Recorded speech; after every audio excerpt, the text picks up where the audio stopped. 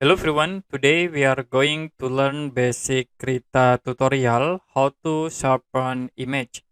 For example, I will open this image, then I will create for the selection to sharpen. You can use these rectangle tools and I will start from point into here.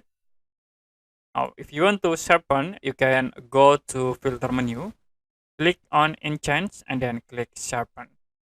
It automatically sharp the image. So I will create again the sharpen twice and click enhance and sharpen. You can see the difference between Sharpen and this is not for Sharpen.